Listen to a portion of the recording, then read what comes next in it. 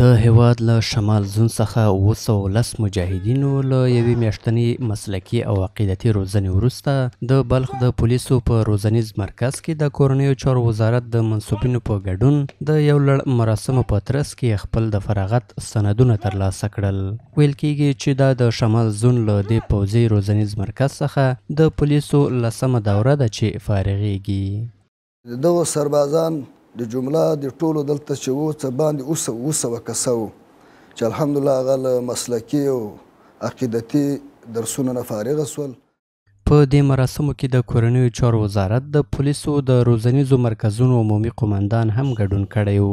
نوموړي مسلکي پولیس په ټولنه او نظام کې یوه جدي اړتیا وبلله او ټینګار یې وکړ چې فارغ شوي پولیس باید د خپلو خلکو او هیواد د خدمت لپاره جدي هڅې وکړي. د داسې نظام یو خدمت کوم چې هغه په داسې قربانیو سره راغلی چې په دنیا کې نور ساری نشته. د داسې اسلامي نظام خدمت کوم چې کونډې یتیمان دا نن هم د موږ په تمه دي چې دغه حکومت او دغه پولیس په موږ په سر باندې د شفقت لاس تېروي. نو خپلو اعمالو ته ډېر متوجه سئ او خپلو زده کړو ته ډېر متوجه سئ. خپل هدفونه لوړ وټاکئ. د بلخ مرستیال والي هم د نظام په لیکو کې د لوستو ځوانانو رول مهم ګڼي او ټینګار کوي چې دغه پولیس باید په ټولنه کې د ثبات ساتلو او په مسلکي ډول د خلکو خدمت کولو لپاره هڅې وکړي.